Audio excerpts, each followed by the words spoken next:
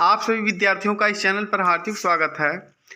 इस टॉपिक में हम यूपी बोर्ड क्लास 10th के सामाजिक विज्ञान के अनुभाग 4 जो अर्थशास्त्र है, इसके चैप्टर नंबर 2 का अध्ययन हम प्रश्न वाइज करेंगे, वो भी बहुत ही आसान तरीके से।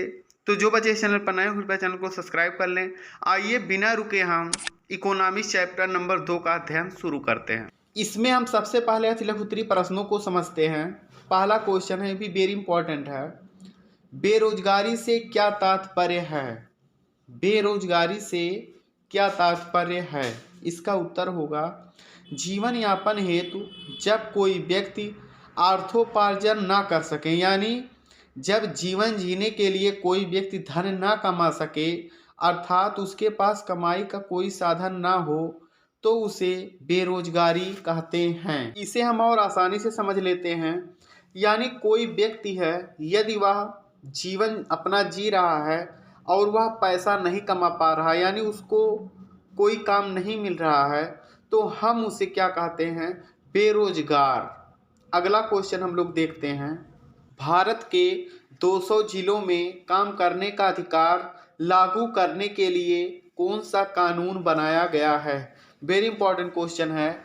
भारत के 200 जिलों में काम करने का अधिकार लागू करने के लिए कौन सा अधिकार बनाया गया है, यानी कौन सा वह कानून है? इसका उत्तर होगा भारत के 200 जिलों में काम का अधिकार लागू करने के लिए मनरेगा, जो कि 2005 में कानून का निर्माण किया गया। इसे हम महात्मा गांधी राष्ट्रीय ग्रामीण रोजगार गारंटी अधिनियम 2005 भी कहते हैं। इसे हम और विस्तार से समझते हैं। राष्ट्रीय ग्रामीण रोजगार गारंटी अधिनियम इसका फुल फॉर्म है। 2005 के अंतर्गत उन सभी लोगों को जो कार्य करने में सक्षम हैं, सरकार द्वारा कम से कम 100 दिन के रोजगार की गारंटी दी गई है। यदि सरकार इसमें असफल रहती है, तब वह बेरोजगारी भत्ता देती है। इस अधिनियम के अंतर्गत सरकार के कहने का मतलब है, यदि वह एक साल में 100 दिन का काम नहीं देती है, तो वह प्रत्येक व्यक्ति को बेरोजगारी भत्ता देती है, जो इसके अंतर्गत आते हैं। अब हम अगला प्रश्न देखते हैं। यह प्रश्न वेरी इंपॉर्टेंट है। निजी क्षेत्रक से क्या अभिप्राय है? बहुत ही इंपॉर्टेंट क्वेश्चन है ये। निजी क्षेत्रक से क्या अभिप्राय है? इसका उत्तर होगा निजी क्षेत्रक में परिसंपत्तियों पर स्वामित्व एवं सेवाओं के वितरण का उत्तरदायित्व कंपनी अथवा एकल व्यक्ति के हाथ में होता है। यानी निजी क्षेत्र में जो संपत्ति होती है, उसका मालिक वह स्वयं होता है, और वह जो भी सेवाएं देता है वह या तो कंपनी होती या तो एकल व्यक्ति के हाथ में होता है। जैसे भारत में टाटा स्टील और रिलायंस आदि कंपनियां। चौथा जो हमारा प्रश्न है, सकल घरेलू उत्पाद क्या है? यह वेरी इंपॉर्टेंट है, इसको आप लोग टिक लगा लीजिए। सकल घरेलू उत्पाद क्या है? इसका उत्तर होगा तीनों क्षेत्र को, चाहे वह प्रथम हो, द्वितीय हो या तृतीयक हो, तीनों क्षेत्रकों के उत्पादनों के योगफल को, यानी तीनों को हम जोड़ लेते हैं, देश का एकल घरेलू उत्पाद कहा जाता है। अब हम अगला प्रश्न देखते हैं। लघु उत्तरी प्रश्न अब हम देखेंगे। पहला इंपॉर्टेंट जो क्वेश्चन है, असंगठित क्षेत्र के श्रमिक सामाजिक भेदभाव का शिकार होते हैं, क्या आप इस कथन से सहमत हैं? कारण बताइए। तो यह भी क्वेश्चन इंपॉर्टेंट ही है। उत्तर होगा असंगठित क्षेत्र छोटी छोटी इकाइयों में बिखरे संगठन है। इन श्रमिकों को बिना किसी कारण के कार्य से हटाया जा सकता है। बहुत से श्रमिक नियोक्ता की पसंद पर निर्भर करता है। इसको ना तो चिकित्सा अवकाश मिलता है और ना ही किसी प्रकार की सावधि, भविष्य निधि इत्यादि मिलती है। इस प्रकार के श्रमिक सामाजिक भेदभाव का शिकार होते हैं। अर्थात जो असंगठित क्षेत्र के मजदूर होते हैं, वह किसी भी तरह से अपने मनपसंद को कार्य को नहीं कर सकते हैं। ना तो इनको अवकाश मिलता है और ना तो किसी प्रकार की सुरक्षा मिलती है। यानी ये सभी लोग सामाजिक भेदभाव का शिकार हो जाते हैं। यह जो दूसरा वाला प्रश्न है यह वेरी इंपॉर्टेंट है, इसको आप लोग टिक लगा लीजिए।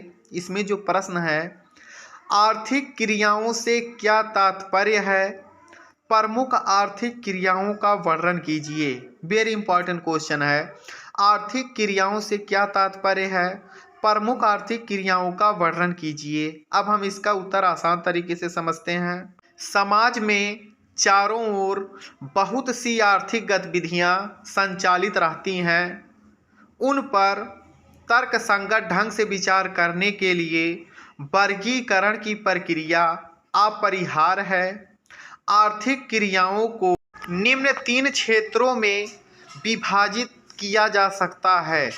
इसमें हमारा होगा प्राथमिक क्षेत्रक, द्वितीयक क्षेत्रक और तृतीयक क्षेत्रक, यानी यही 3 क्षेत्र हैं जहां पर हम कार्य करते हैं। अब हम अगले प्रश्न की ओर चलते हैं।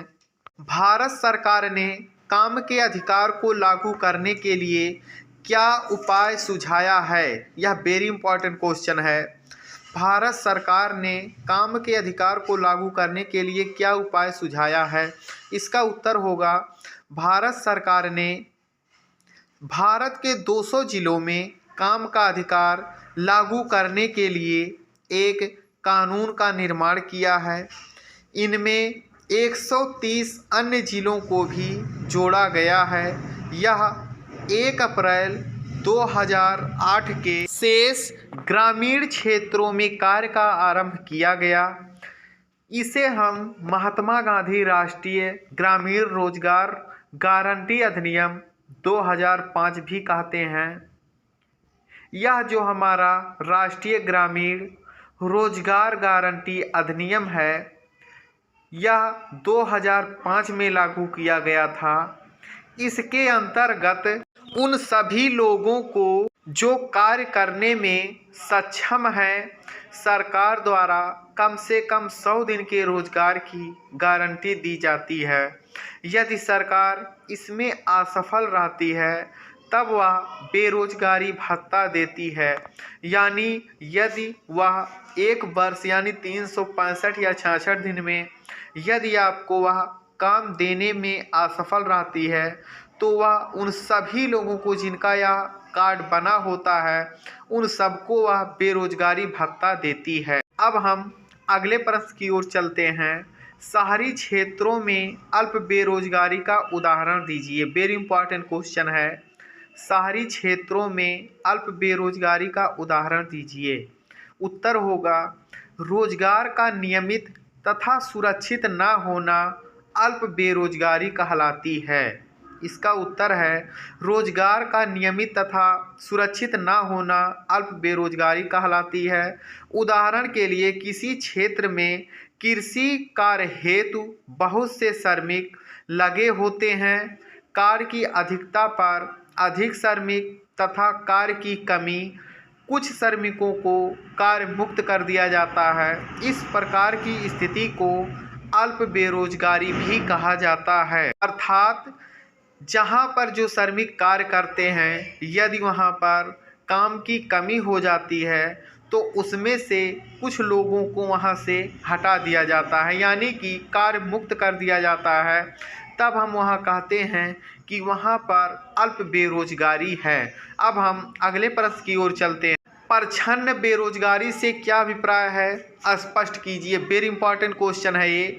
प्रच्छन्न बेरोजगारी से क्या अभिप्राय है, स्पष्ट कीजिए। इसका उत्तर होगा, जहां लोग प्रत्यक्ष रूप से कार्यरत हैं किंतु अपनी क्षमता से कम कार्य करते हैं। इस प्रकार की बेरोजगारी को हम छिपी हुई बेरोजगारी कहते हैं। यह उन लोगों की बेरोजगारी से भिन्न है जिनके पास रोजगार नहीं है और बेकार बैठे हैं। इस प्रकार की स्थिति को ही हम प्रच्छन्न बेरोजगारी कहते हैं। इसी तरह के इम्पॉर्टेंट वीडियो आप सभी लोग पाते रहें और जो बच्चे इस चैनल पर नए हो कृपया चैनल को सब्सक्राइब कर लें, क्योंकि इस चैनल पर क्लास 6 से लेकर 12 तक के सभी विषयों को बहुत ही आसान तरीके से और सब्जेक्ट वाइज के साथ साथ टॉपिक वाइज पढ़ाया जा रहा है, जिससे कि आपकी तैयारी बहुत ही अच्छे से हो सके। आप सभी विद्यार्थियों का वीडियो देखने के लिए धन्यवाद।